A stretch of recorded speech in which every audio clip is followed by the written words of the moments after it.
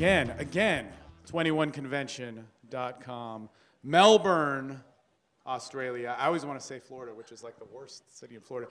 Anyway, we are here with James from Social Coach. Back in the past, one of the highest rated instructors for Charisma Arts, a company that I think we're all familiar with. I know about it's the one that Juggler, the famous Wayne East, started, as well as working directly with Social Coach right now with 8 female trainers, understanding women and learning how to be social, truly present yourself as a man. Here we are. James, pleasure. Thank you very much. Great.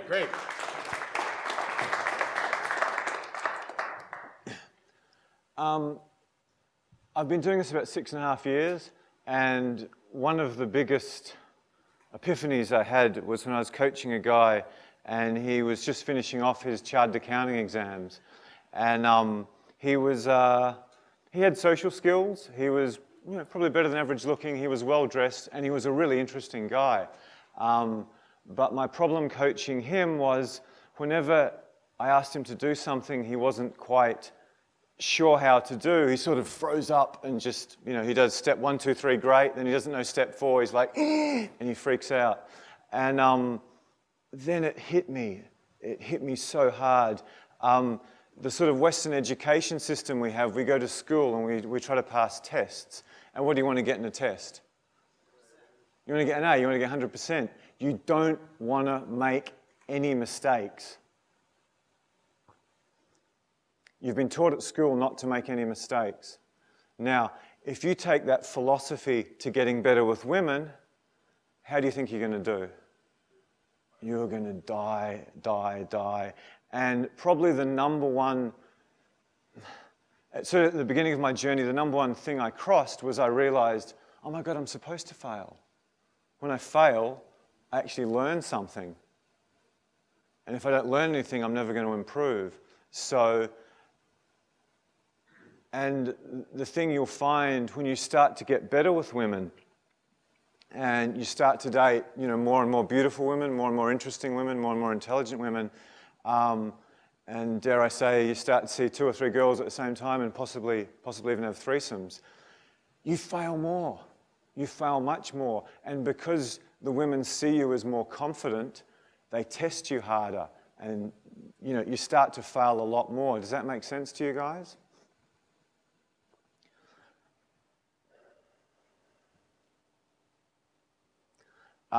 Some of you who are a bit further along in this journey may have heard things like, you're on a date with a girl, you really like her, and she just comes and declares, listen, there's no way known we're having sex tonight. Or maybe it's the 3rd date and you've taken her out and you really started to like her, and it's like, listen, James, you're a really nice guy, I really enjoy spending time with you, but I just don't know if I sort of am sexually attracted to you. You're too old, you're too young, you're too short, you're too bald, you're too intelligent, you're too something. And then some guys, me for most of my life, would go, oh, but we've got such a good thing. We've been out, we had so much fun, and we have such great conversations. And guess what happens? That's my last date with them. As I grew a bit better at this, and unfortunately for me that wasn't until my 30s, I realized that what you do then is you go, oh, okay, it's a bit disappointing. So, tell me about that new Pilates class you started. How's that going? And you'll see the girl's eyes go, and guess what happens? Half an hour later, you're inside her. Do you know why? Because you passed her woman's test. And that's probably the real secret to having, abundance, beautiful women, and incredible relationships with women in your life, passing their tests. And that is very, very difficult, and you're going to fail repeatedly. So on most of my points tonight, I'm going to try to give you actionable things you can go out and do to improve your life, because you can sit here and listen and get all inspired and go out tonight and approach 20 girls, but you've really got to follow through with it. It's the guys who sort of put a program in place and follow through on this for a couple of months, if not a year, who turn into the superstars. So what I want you to do is to hop on Google and Google Michael Jordan Nike failure commercial. Can you all remember that? And what you'll see is possibly the greatest athlete of my lifetime talking about how I've failed over and over again in my life. 50 times I've been entrusted taking the game-winning shot. I've missed all this, I've lost all that, yet he's the greatest. And that's the mentality you need to have with women. The idea that you can, eliminate your approach anxiety forever and every woman's going to want you. I don't know who's selling that, but it's not the way I found it. And I want you to watch that movie, that short commercial. It's about 30 seconds. I want you to watch it 10 times. If you're serious, watch it 20 times before you go out the next time. Who's going to do that? Put your hand up. Watch a TV commercial. It's like 6 minutes of your life. And when you go out, resolve to yourself that you're going to approach 3 women. Just do whatever you do now. Just however you approach women now, do it. If you walk up and say hello, great.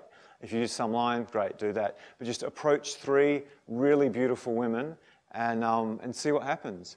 And one thing you'll discover is failure doesn't really hurt that much. Another thing you'll discover is really beautiful women tend to be pretty sweet if guys approach them with a genuine desire to get to know them, because they're often talking to guys who are trying to hit on them. And if they're rude to every one of them, it's not going to be a very good life, because eventually some guys are going to get pretty mean. So an ex-girlfriend of mine is a 6'1" model. You can walk up to her, talk to her, you go, hey, how you doing, Stuart? So nice to meet you. She'll let you talk for 10 seconds. She'll go, oh, I'm with my friends now, but it's so lovely to meet you. I might talk to you later, and turn her back on you. And she's made you feel really good, and she's rejected you in just a few minutes. So often the beautiful girls don't reject you that hard. What I've done today, I've done a brand new speech, so excuse me if I'm not particularly smooth. I was reading Napoleon Hill's Think and Grow Rich. Has anyone heard of that? Has anyone read it? My God, most people in this room are a lot younger than me. I wish I'd read that 20 years ago. Go out and read it. It's no surprise it sold 80 million copies. And one of the things he does in that is he talks about the 20 ways people fail in leadership. And I ran through that list, and I pretty much failed at 15 of them. I was pretty bad. 2 or 3 of them I was actually really good, and I was good in that area. But there were 2 or 3 things where I absolutely sucked. And the fact that I was failing in those 2 or 3 areas is essentially costing me more damage than anything. So that's my theory with women.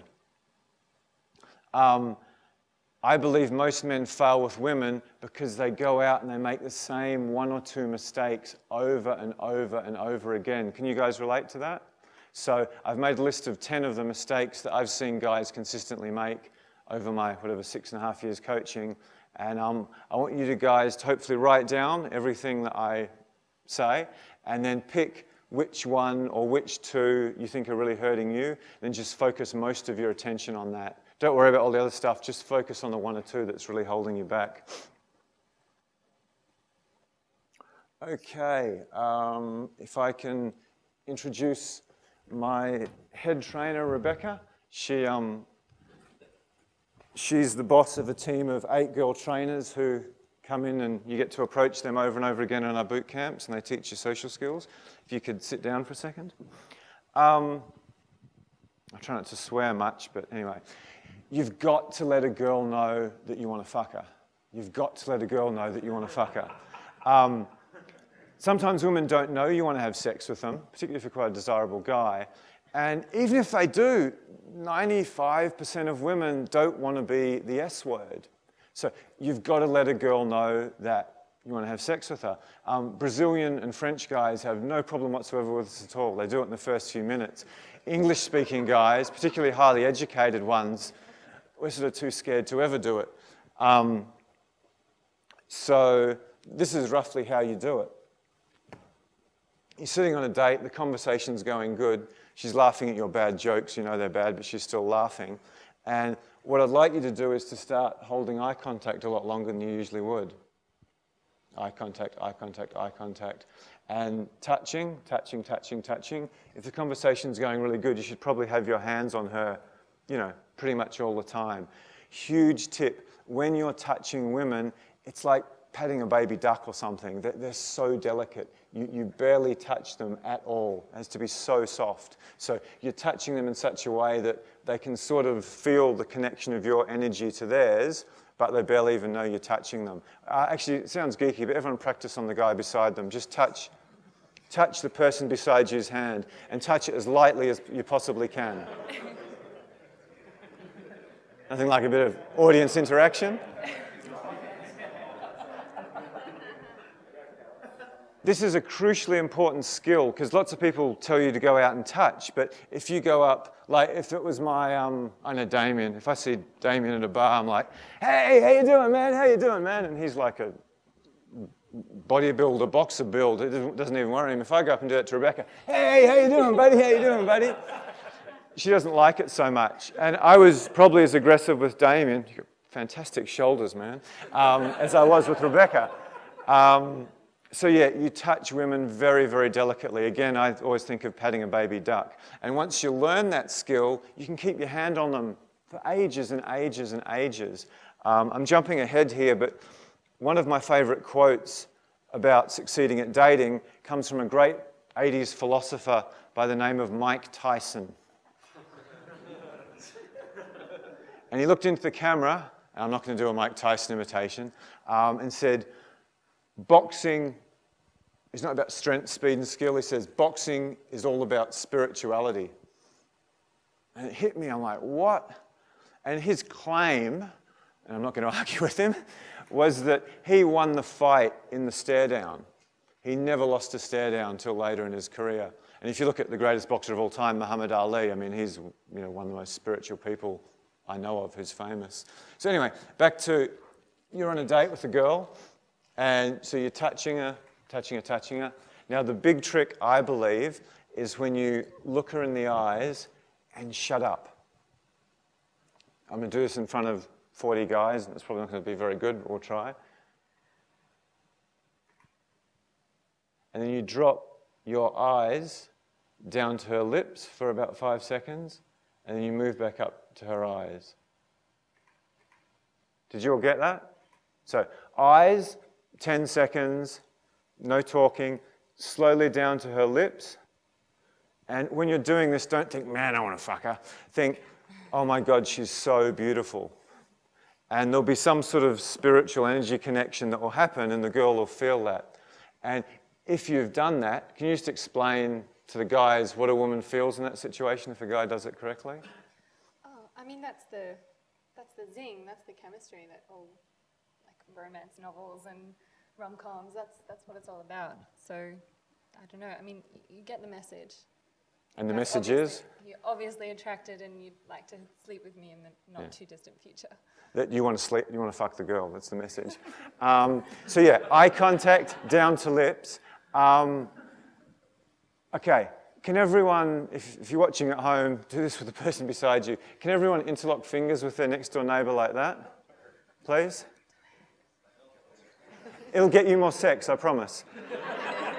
Now, how uncomfortable does that feel?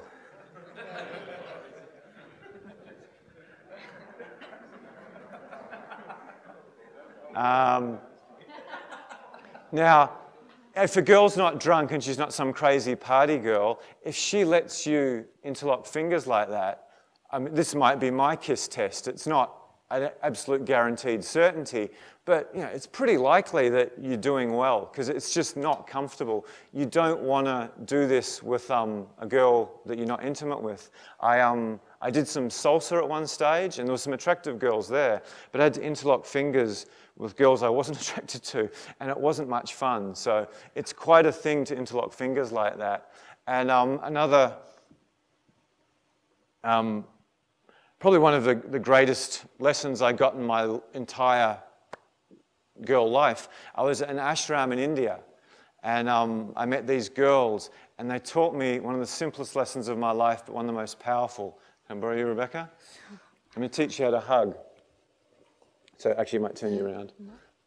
Hopefully you can still hear. Hug a girl and just hold her gently, hand on the small of the back, and breathe when she breathes. You can tell her this if you want. Just breathe in and out at the same time.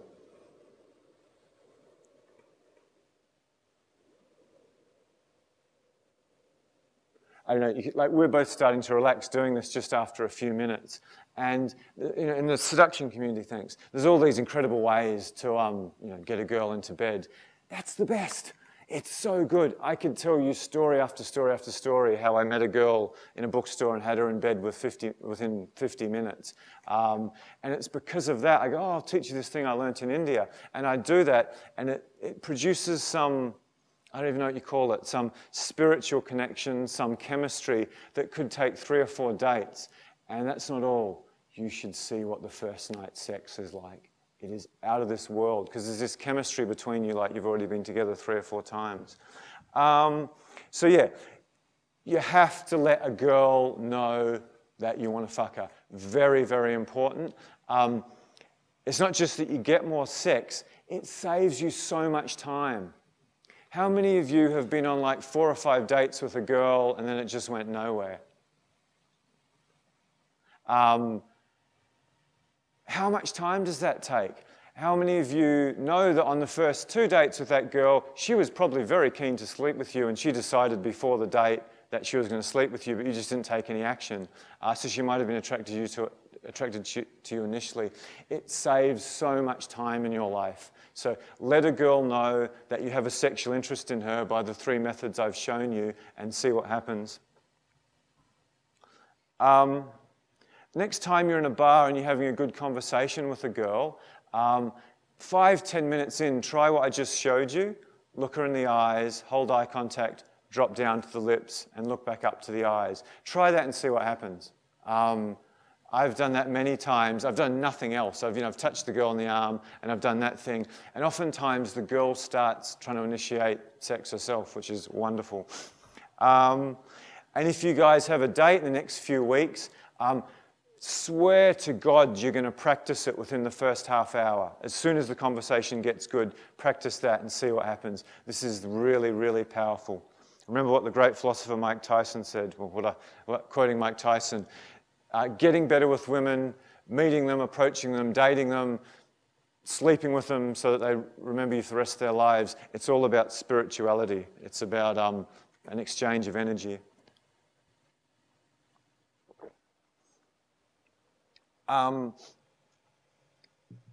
I really love to pick on English-speaking white men a lot because we're really pitiful, particularly the really smart ones.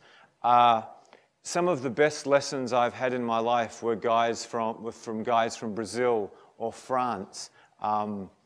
I've traveled with guys and met guys staying in backpackers who literally will sleep with more beautiful, interesting, intelligent, American girls, Australian girls, Canadian girls in their 3-month summer vacation. A lot of our guys do in their lifetime. Can anyone tell me why this is? Don't care. Sorry? They move things forward. Many of the Brazilian men I've hung out with, their philosophy with women is, I have a penis, therefore women will be attracted to me. Do any of you like that philosophy? Do any of you have it? You wouldn't be here if you did. The philosophy of most English-speaking men, particularly the very intelligent ones, is I need to do really well at school. I need to get into engineering, medicine, commerce or something at a good school. I need to study really hard and be one of the top graduates so I can get a great first-up job. I need to get work experience at a good company. I need to do postgraduate studies while I work and essentially work 50 hours a week and then go do part-time study another 20 or 30 hours a week. I need to leverage myself to hilt to get a nice car, place a nice postcode. Oh, and I need to go to the gym and build lots of big muscles too. And when I do all that, I'll be really attractive to women.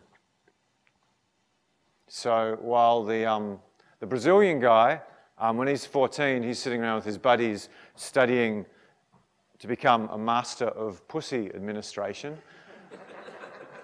Piece of fruit.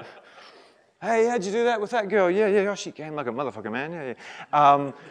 As dumb, stupid, white, English-speaking men, and dare I say a lot of Asian men, we become engineers and doctors and masters of business administration. So you can become the master of pussy administration and get all this stuff when you're 13 and 14, or you can become a master of business administration and maybe if you're lucky get it when you're 34 and you've got your second degree and you're earning 150 grand a year and you've got your German sports sedan and the Swiss watch and the Italian jeans and all that stuff.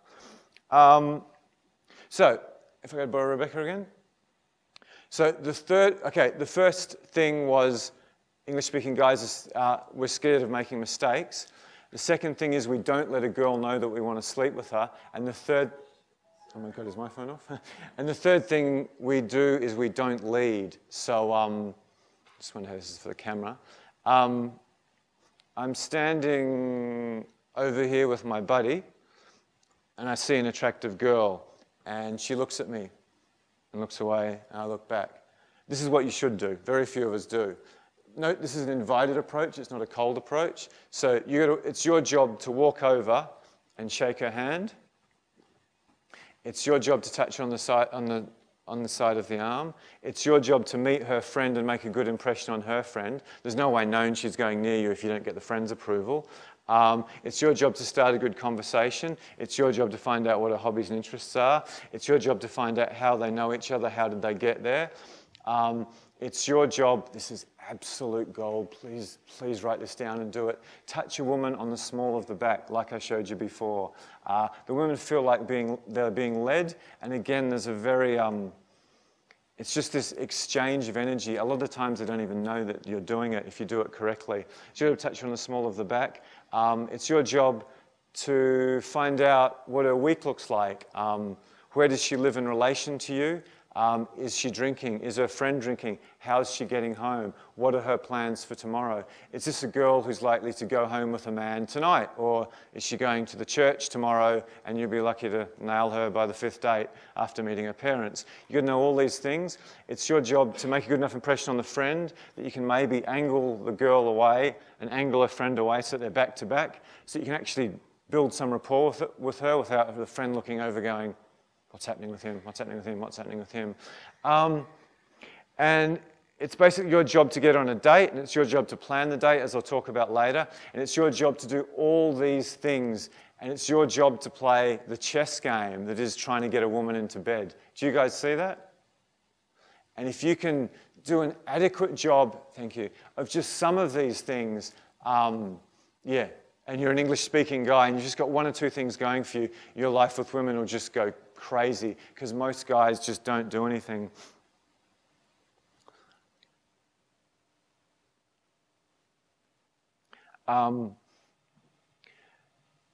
So what do most English-speaking men do? Back to my guy who went to primary school and was an excellent student and all this and became whatever he became, an engineer or a doctor or something, or business person. The guy we're talking about is now 30, and this really smoking hot girl comes into the office.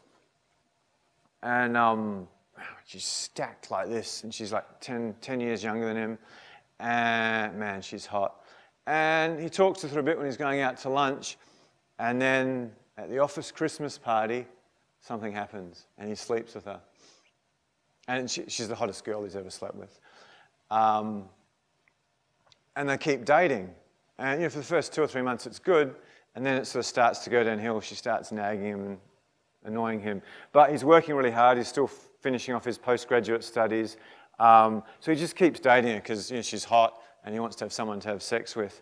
And this sort of drags on and on and on and on, and their relationship deteriorates. I should say, this, in many cases, isn't the girl's fault. It's the guy's fault, because he was never a man and went out and talked to lots of girls and met one that he really had a great rapport with.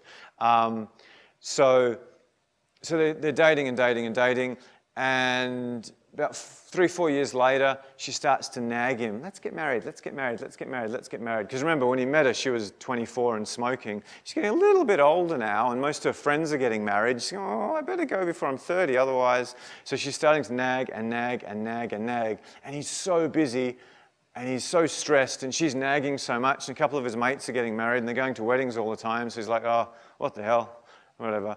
So he gets married, And that all goes well, and they have a lovely honeymoon, it gets a bit better. And then as soon as he's married, it just disintegrates, you know. The sex pretty much dries up, she nags a lot more. He just sort of hides in the corner. And then, lo and behold, a bloody kid pops out, and he's sort of happy about that. He's got a son, yay, but he's still working so hard. And when he gets home from his 50-hour-a-week job, his lovely wife comes up and nags him. Again, it's often not the woman's fault. It's because the man was never a man to begin with. He thought if he got enough things, enough degrees, he'd just be attractive to women. She's nagging him and nagging him and nagging him. Then another kid pops out, and she's like, we need a bigger house. So he goes and borrows another $1 million, and now he's basically chained to his job and his computer for the rest of his life. And he's starting to get a bit down. He's got these lovely young kids, but he can barely enjoy them because he's stressed out by work, and she comes home and nags him. He's got no energy left. So what does he do? Sorry? Some of them do, and it costs them a lot of money in many cases. Some of them cheat, and they also do this as well. They get a favourite drink. In this part of the world, I believe it's VB or Crown Lager, and they pick a local football team. Collingwood, for instance. And then they find a mate with lots of degrees who's in the same predicament, and they sit together and they go, yay, go the Pies, go the Pies. Or if you're in Chicago, Chicago Bulls or whatever, or Manchester United, whatever your team is and whatever your poison is. I love this stuff, by the way. There's few things better than Belgian or German beer, but it is poison, by the way. So anyway, every Saturday, the highlight of his week is turning on his big screen TV with his buddy. The girl's out shopping or having coffee or something, and he cheers on the Pies. Yeah, man, this is the happiest I've been since last time I cheered on the Pies, but they lost. And that's the highlight of his life. He's got so much debts and he works so hard, he's just trapped and lost. And he gets into his 40s and he's never seen the Eiffel Tower, he's never fucked a French chick, he's never seen the Grand Canyon, he's never been to South America, he's never had a threesome, he's never whitewater rafted, scuba dived, he's got a $100,000 German car, but he's never actually gone in a what you call it, a go-kart, which is a hell of a lot more fun. He's really never done anything, and he starts to get bald and fat, and anyway, his life's over. So what you learn from that story? You've got to be a man and go out into the world and get your own women, and this isn't disrespectful to women at all. Women, and it's probably the most important thing I'll say to you tonight, women don't respect men who can't go out and seduce other women of their caliber. Do you guys get that? That's so important. I'm a bit older than most of you guys, and I've seen my mates who work in finance go through this. If you can get a hot woman because you make good money, or you're good looking, or you've got social status, it might be great for a while, but in most cases she will destroy you. And it's not necessarily because she's bad, although some of them are. It's just because you weren't a man, and you might have been the best offer she got, and you just married the hottest girl that fate dropped in your path. And I sincerely believe the work that James and Damien and I are doing is going to have a profoundly beautiful impact on the world, particularly the English-speaking world.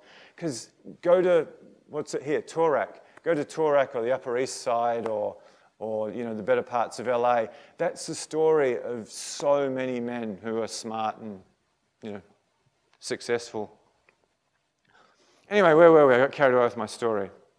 So next time a girl looks at you in a bar, again, this is an invited approach, and you know, if a girl looks at you in a bar for more than like a second, unless you got, you know, booger hanging out your nose or something, it's quite possibly because she's excited to you. She wants to talk to you. So next time that happens, I want you to repeat this mantra. It's a gentleman's job to try to fuck a woman.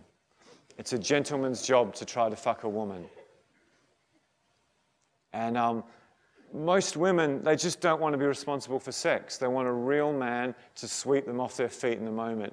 Watch pretty much every romance movie, except one starring Hugh Grant.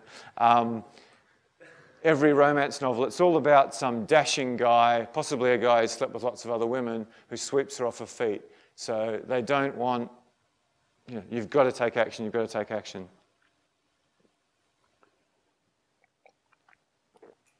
Why the hell weren't we taught this stuff in school, I hear you ask? Actually, I'll quickly tell you why we weren't taught in school. Do you think the corporations and the government and society want us to go out and be really confident and successful with women? I checked Wikipedia Thursday. Can anyone guess the 3 richest countries in the world if you take out countries with populations under 10 million? Australia, largely because of the mining boom, Canada, and America. And that's possibly because we're the most retarded with women. You don't see Ukraine or Colombia or Venezuela up in the top few countries because their men are going to get laid and get hot girls regardless. They don't actually need to work for it. So from when we're little boys, they put these Victoria's Secret models in front of us and hot girls everywhere, and they link it to a German car. Who had a picture of a Lamborghini or a Ferrari with a really hot girl on it growing up? How's that for associative conditioning? Genius, absolute genius. You get that car, which possibly costs more than your parents' house a few years back, you'll get that girl. Or you see, what's his name? Donald Trump, Puff Daddy, obviously, Hugh Hefner, who's 80, or even the nice guy Richard Branson. Most times you see them photographed. What do you see beside them? Hot girls. Maybe Richard Branson isn't sleeping with them. But yeah, we've been told since we were little boys, you get the car, you get the life, you get the job, you get the hot girls. Okay. To be successful with women, you've got to learn a skill set. It's just like if you want to be successful at golf or surfing or running a business. There's a skill set you need to learn. If you have this skill set, you will be successful with women.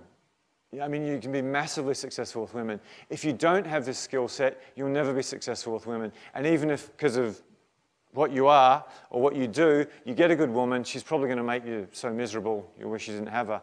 And I get a lot of clients in their 40s who think that. So success with women is a skill set. Confidence, which is what women want the most, comes from knowing what to do. Confidence comes from knowing what to do. And this skill set involves things like I was showing you with Rebecca. It's touch, it's eye contact, it's how to start and sustain a good conversation. It's how to plan a date so that it's fun and leads to bed, which I'll get onto in a second.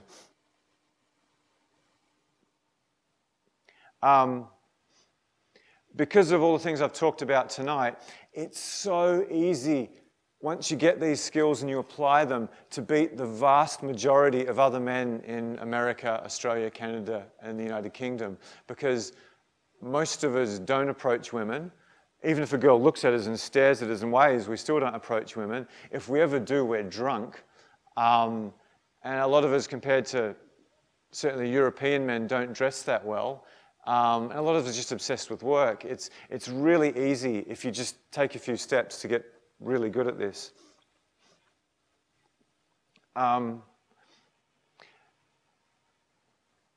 Point number 5, lacks energy. Does anyone hazard a guess why people who are rock singers and surfers do pretty good with women, sometimes incredibly good, and a lot of computer engineers and chartered accountants don't? Can anyone have a guess why that is? Talk some more. Sorry? Yeah, can anyone tell me why? Very good. And what are the other guys doing? Sorry? Good guess, good guess. Yep. Yep. Okay, some great guesses.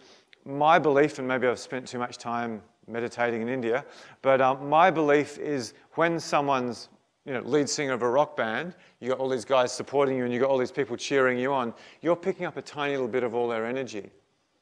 If you do a good job, you're picking up a lot. Surfers, they're not stuck in cities surrounded by petrol fumes and cars and toxic people huddled over a computer, watching TV, never getting near a tree or the ocean. They're out bloody surfing. They're picking up the massive, almost never-ending energy of the ocean, and particularly waves. So I think most people, what they really want in life is to get more and more energy. That's really why a lot of you and me want hot women, because when you walk around with a hot woman, everyone thinks you're great, and they look at you and they give you energy. That's why rich people buy houses with great views. So I believe it's so much about energy.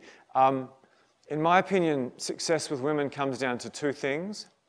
It's having the skill set to be good with women, the touch, the eye contact, and it's having enough energy. How much energy do you need to approach a woman in a bar?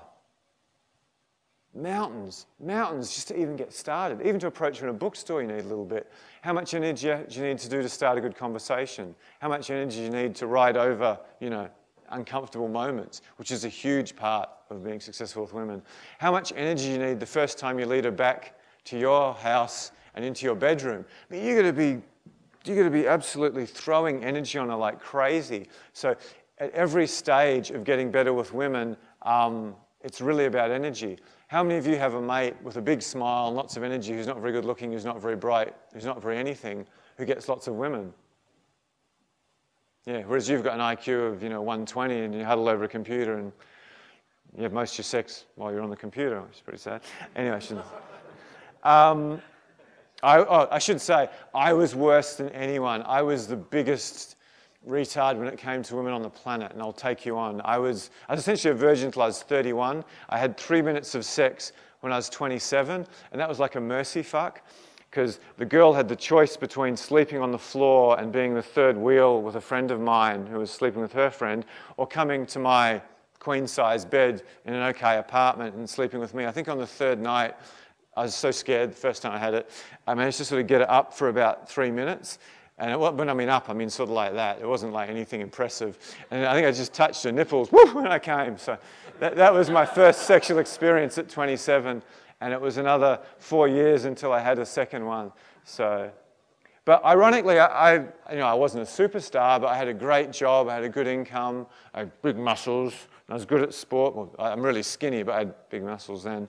So yeah, I did have a few things going for me, but I profoundly lacked certain social skills. Like if someone left me alone in a bar just for 5 minutes, I would shit myself. Unfortunately, I smoked back then, which wasn't that smart. I'd like chain smoke and I'd chain drink. I just couldn't stand being alone in a bar by myself, which was really funny.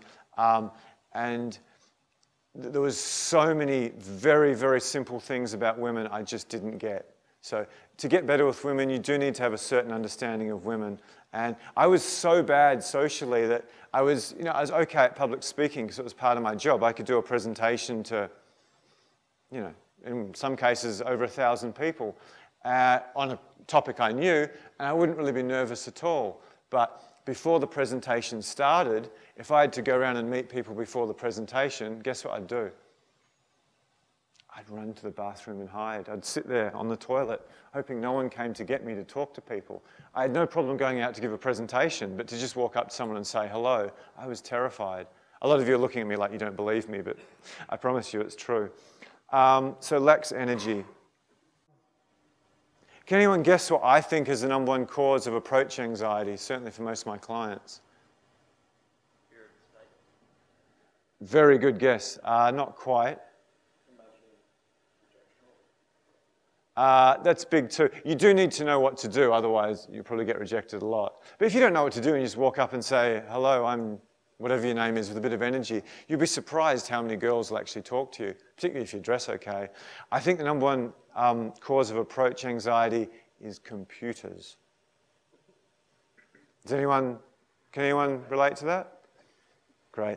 I've got a fairly good story about that. I worked for Charisma Arts for 4 years, and I went around the world, I don't know how many, 15 cities I did boot camps in, new city every week. I'd got 2 or 3 nervous students who were like shitting themselves, and I gave them a quick lecture. I took them out to bars. I mean, they were nearly dying. James and Damien can tell you, when you're out with students on the first night, it's like, just their energy is just killing you because they're so nervous. But I'd go out with that, I'd do a couple of approaches, go, you see that, you see that? Yeah, you do that, you do that. And then I'd get them to approach women. I'd do this in new city after new city, and I'd slept with God knows how many girls when I was doing that, and several models, and 2 girls in one boot camp and this sort of thing. Got threesomes out of it. And it wasn't really that much bother at all. It was a bit tough on Friday, but I got through it. Now I'm trying to run my own business. I sit in front of a computer 30, 40 hours a week. Man, when I do a boot camp on Friday, I've got to warm up for like 2.5 hours. I'm jumping around like a moron. Actually, one of my favorite exercises, I better hide the microphone, is this. I call it the semi-raw. Actually, turn the sound down. I got this from yoga. And sometimes I do that in the street. But if you do that a couple of times, I'm serious. How many times have I done that? Yeah, I'm an absolute idiot. I'm singing Bohemian Rhapsody to the cab driver at the top of my voice. Just before I did this speech, I'm not too ashamed to admit it, I took my shirt off and ran up and down the park. Because again, I've been hunched over a computer, most of the week, and I'm staying in a horrible hotel room. You've got to warm up. You've got to warm up. If you walk into a bar from a computer and talk to hot girls, I don't think you're going to do it. It's just so hard. If you get out of a Muay Thai sparring ring or go from having a surf or go from jamming with your rock band and go talk to girls, you might do pretty well. You'd probably do very well if you know what you're doing.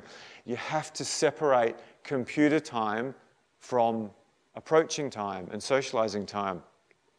And for you really smart guys who are engineers and doctors and stuff who are huddled over a computer a long time, man, if I was you, I probably wouldn't even put pressure on yourself to be social on Friday.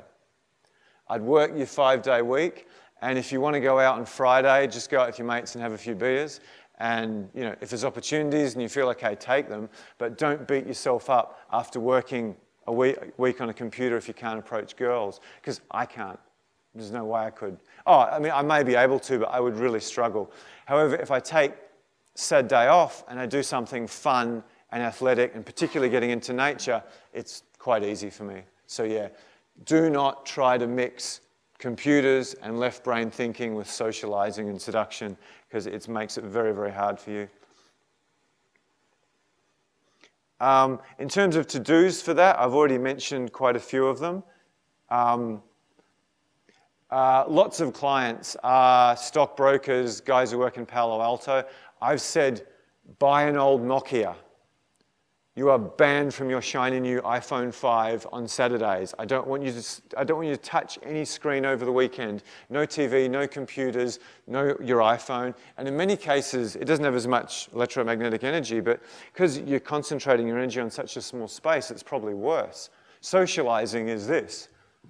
iPhones like that. So stay well clear of your iPhone. These are for guys who are struggling. If you're not struggling, do whatever. But if you are having problems, I'd highly recommend that. Actually, I'm close to buying an old school phone for that very reason. Deep analytical thought, keep that well away from socializing. Oh, by the way, how many guys do you know who are really intelligent, who are really good with women? Like none? It's a disadvantage. It's like one maybe, okay. Highly intelligent guys tend to suck with women. And if you want to get better with women, you really need to give yourself a lobotomy, because it's just, even really intelligent women, women feel. I once dated a very beautiful girl who had an IQ of 155. Women feel, men think, and really intelligent men think all the time. So you're at the opposite end of the spectrum to what's attractive to women.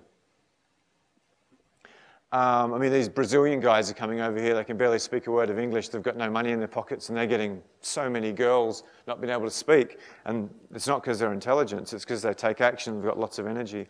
I've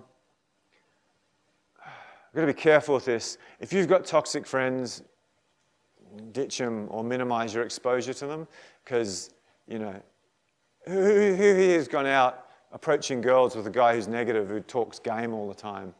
How well do you do? You might as well go home. Forget it. You've got to go out with positive people. So stay away from them, because they can. If I've got a boot camp with 4 or 6 students on it, and one of them has a lot of negative energy, I don't mean he's nervous. That's one thing, I deal with that all the time. But like a lot of negative energy, he's not a nice person. He doesn't like the world. Oh man, that just kills me. Absolutely kills me. Whereas if everyone's a good person, it's so much easier. So get rid of dare I say, toxic friends. Improv classes. That was one of the best things I ever did. All I've done in my life is a week of improv, and that transformed my conversation skills and so much with women. Salsa as well. I haven't used that much myself, but I highly recommend that. Cool. The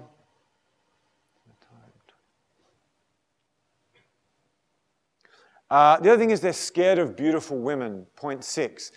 There's very good evolutionary biological reasons why we're scared of beautiful women. Basically, if you get a really attractive woman, you're scared that someone in society who's a lot more powerful than you, back in village times, you know, the village head or the village warrior, generally the most attractive women are the possession of the football players or the corporate executives. So we're scared from our, you know, village life brain or ancestral brain that when we get a hot woman, someone's going to come with his mates and sticks and killers. So there's real reasons you're scared of that. I don't think that's going to happen too much in Sydney. Certainly not around Surrey Hills, I can tell you that. Someone might send a really mean tweet about you or something. That's about the worst that's going to happen. The second thing is in the little village life where there's about, has anyone here visited a village in a third world? Lived there for a few nights? It is one of the greatest things I've ever done in my life. I highly, highly recommend that. You know, Thailand, Indonesia, you can get one close by, particularly one if it's a Buddhist country. Anyway, village life. You're in a village of 50 people and you know, there might be 2 hot girls of childbearing age. If you approach one of them and do a lousy job, guess what happens? That James guy, he's such a dork, he came up to me and he tried this and he so wanted to fuck me, but he was so hopeless. That's reality of what happens. So our brains have processed, if I do a bad approach, there ain't going to be any little Jamies running around the world ever. I'm wiped out. So there's very good reasons why you are scared of women, and to some extent your battle is to overcome them. But what's the population of Melbourne? 3.5 million? Doesn't apply at all. I mean, it's just not even important.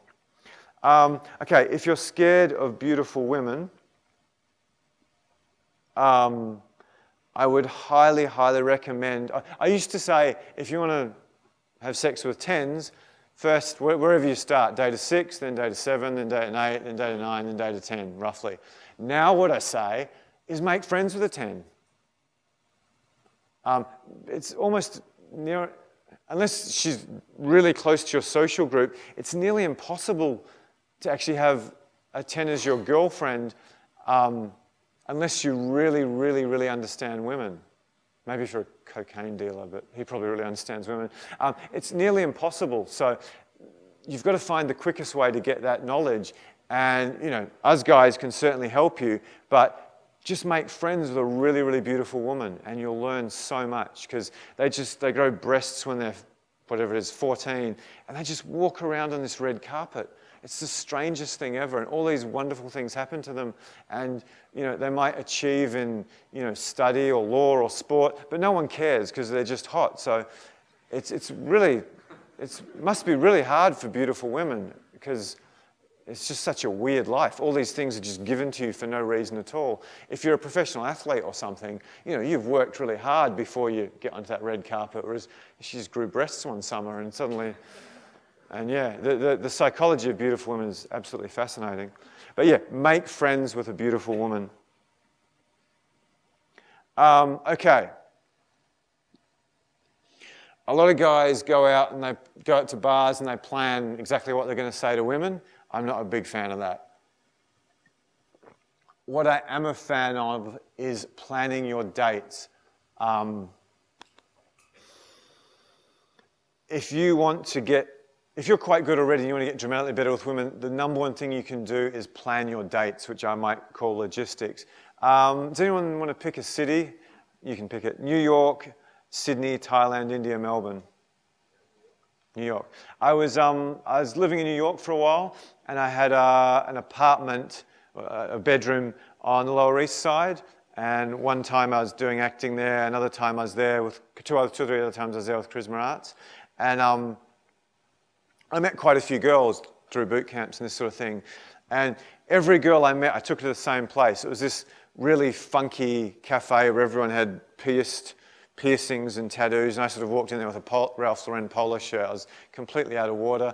I was really nice to staff. I tipped them well, and I'd bring these girls who thought I was some sort of low-grade yuppie, and I'd bring them to this cafe, and they go, "What's he doing here?" And then I'd walk them across the road to this park, and I knew there was this little piece of grass which was like a mound, so I'd sit them down on that. I'd bring a towel, and then I'd sit with them, maybe for half an hour, 2 hours, and we'd just really, really enjoy ourselves. Maybe we'd go for a bit of a walk around, and at some point, I'd lay down and look at the stars. And there's very few things in the world better than New York in the spring. And sometimes the girls came over and lay on me. Sometimes I pulled them down there, and then I'd just sit with them, like I showed you earlier in the hugging demonstration with Rebecca. I'd just hold them and hold them and hold them, sometimes for like 40 minutes or an hour. We wouldn't even talk, and I'd be sneaky and synchronize the breathing so they got all attracted to me. And then I'd just say something completely lame like, "I really feel like an Earl Grey tea," or "Do you want to come back and see my travel photos?" Or "Do you want to see my balcony," which was like spectacular. It was on the first floor overlooking a road. But yeah, and you couldn't even step on it because it was so thin. But I just had some lame excuse, and I took them back. And one thing I forgot, when I took them out of the cafe, as soon as we crossed the avenue, I took their hand. Some of them resisted, and I let go if the resistance was too much. I took their hand straight away. And as I demonstrated with Rebecca, I was touching them while we were sitting in the park. So anyway, we leave the park, we go back for the cup of tea or to see my spectacular view, and I take them into the bedroom. And I sit them down on the bed, and I let them take the bit beside the wall, and we just talk and talk and talk and talk, and I hold eye contact. I make no effort to do anything. And in most cases, the girls tried to kiss me. Do any of you see anything strange with my story so far? Yes? Specifically, what haven't I done? What's the girl hoping I'll do with a nice date like that? Very good. We don't have chocolates to give people. Yeah, make out with her. So she's met me. We've spent this lovely 2, 3, 4, 5 hours or hour together, and she obviously likes me. She's going out on a date with me. By the way, if a girl goes on a date with you, she likes you. Okay? Write that down. Underline it. Even if she wants a free dinner, she's probably not going to put up with you for an hour and a half, uncomfortable just to get some free food. So I've taken her through this whole journey, and I haven't kissed her. So what's going through a girl's mind in this situation? When's he going to kiss me? When's he going to kiss me? When's he going to kiss me? Why isn't he kissing me? Does my breath stink? Doesn't he like me? Does he think I'm ugly? Did I do my makeup well enough? I shouldn't have worn such a low-cut top. He'll think I'm a slut. Just all this crap goes through her mind, and it really confuses them, which is cool. And so I get her back in my bed, and by this time I'm holding 100% eye contact.